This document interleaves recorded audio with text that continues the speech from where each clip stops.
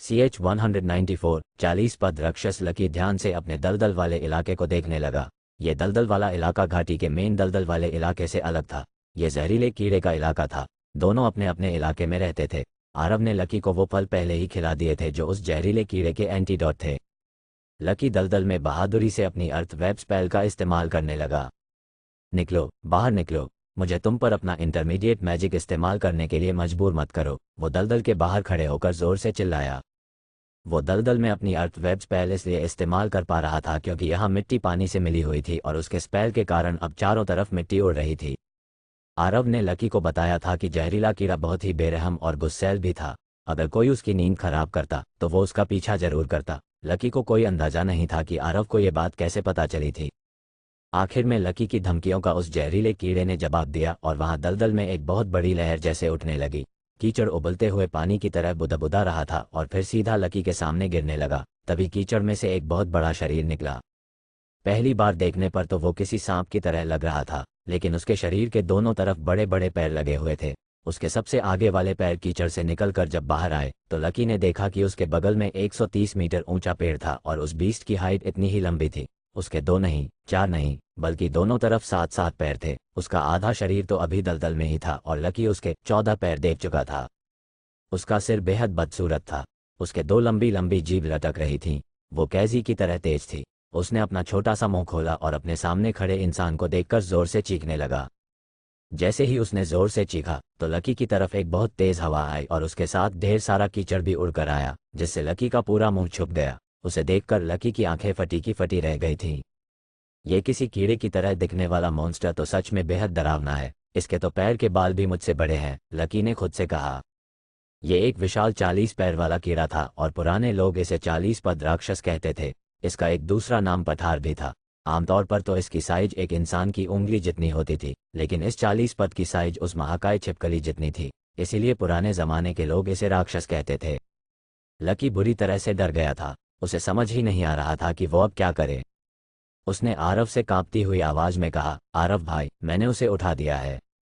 तो तुम वहां से भाग क्यों नहीं रहे हो? आरव ने परेशान होकर कहा। आरव की आवाज सुनकर लकी को हिम्मत मिली और उसने एक गहरी सांस ली और अपने अंदर के सारे डर को कुचल दिया। विंड ट्रैक, अर्थ वेव। लकी ने तुरंत अपनी दोनों मूवमेंट स्पेल का इस्तेमाल किया और दलदल में तेजी से भागने लगा। उसकी किस्मत अच्छी थी कि वो पहले ही उस 40 पद राक्षस से दूर खड़ा था, वरना उस राक्षस के एक हमले से ही लकी चपटा हो जाता।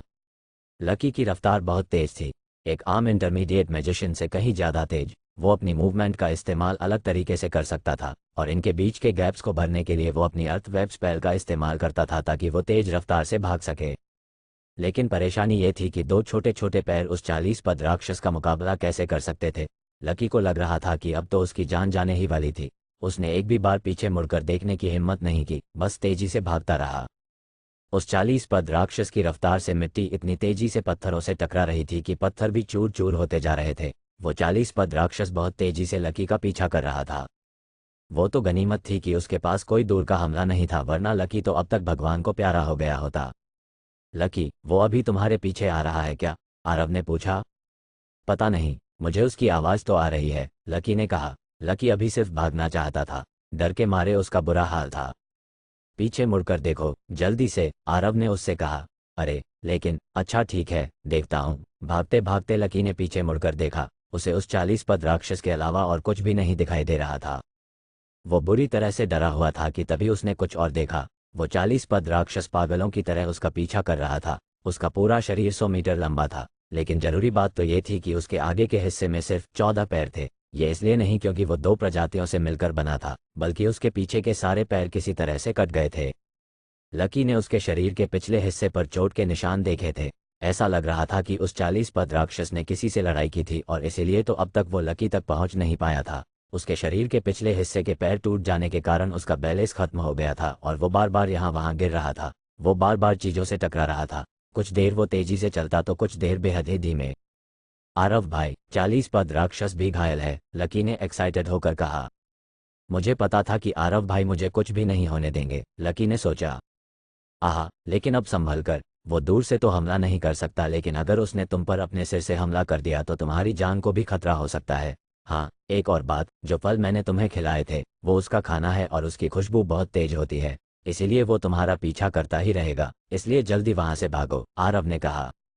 लकी भागते भागते बुरी तरह से हाँफ रहा था। लकी एक पल के लिए तो चौंक गया था, उसे बहुत गुस्सा आ रहा था। आरव ने उसे यह सब कुछ भी नहीं बताया था, सिर्फ इस बात के अलावा कि वो फल उस राक्षस के जहर के एंटीडोट थे। शिट शिट शिट, यहाँ तो सूखी जमीन भी नहीं बची है। अचानक लकी को एहसास हुआ कि उसके सामने एक बहुत बड़ा दलदल भरा गड्ढा था। फिर से जमीन तक पहुंचने के लिए उसे पानी पर 200 मीटर तक चलना पड़ता। उसने अपने पीछे भागते हुए 40 पद राक्षस की तरफ देखा, जो अब उससे सिर्फ 100 मीटर दूर था। अब तो लकी किसी भी कीमत पर रुकने वाला नहीं था। वो सिर्फ ये उम्मीद कर रहा था कि दलदल में मिट्टी पानी से ज़्यादा हो ताकि वो अपने अर्थवेब का इस्तेमाल कर सके, वरना वो उसमें डूब जाता। लकी ने गहरी सांस ली और अपनी अर्थवेब स्पेल और विंड्रैक स्पेल दोनों का इस्तेमाल एक साथ करता रहा। उसने अपने विंड्रैक से हवा का एक टनल बना लिया था और अर्थवेब स्पेल से दलदल की मिट्टी को इकट्ठा करके वहां भी रास्ता बना लिया था। ये करने में उसे 1 सेकंड भी नहीं लगा था।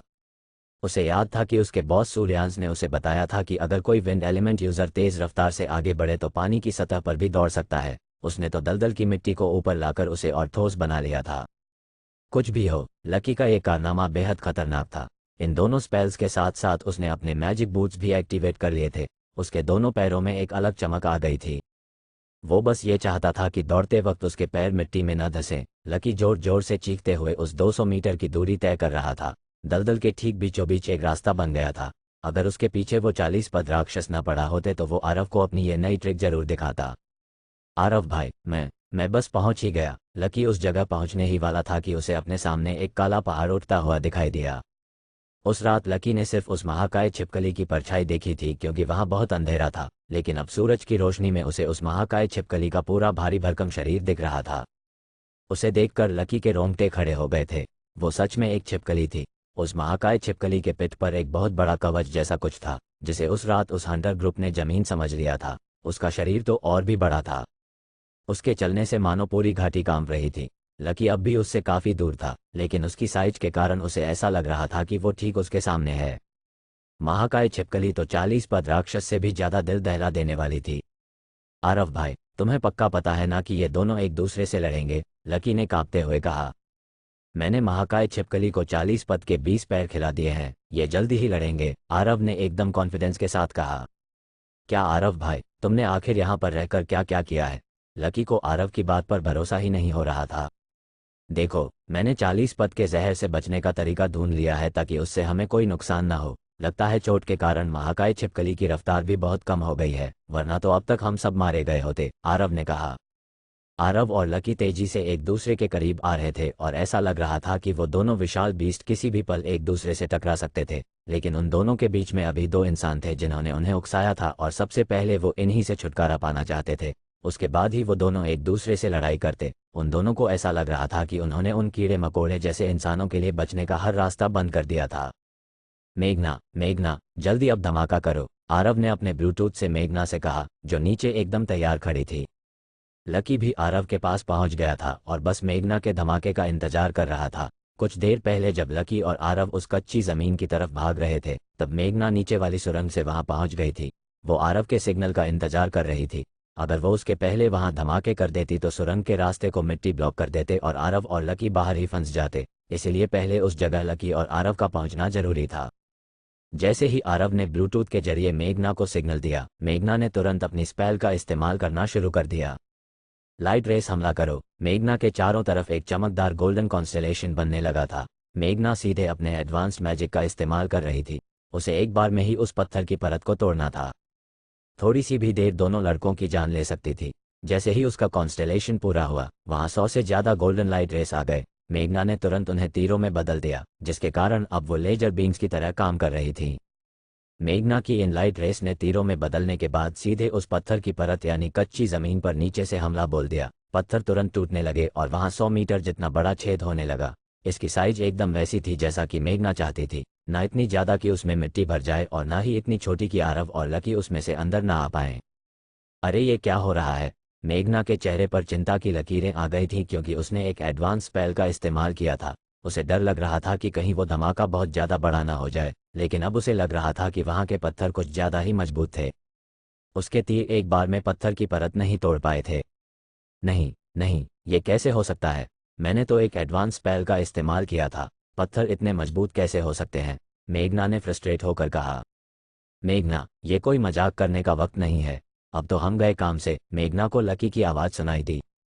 नहीं, मैं मजाक नहीं कर रही, इन पत्थरों में कुछ तो गड़बड़ है। अच्छा अच्छा, मुझे मिल गई, मुझे अर्थ एलिमेंट सोल सीड मिल गई।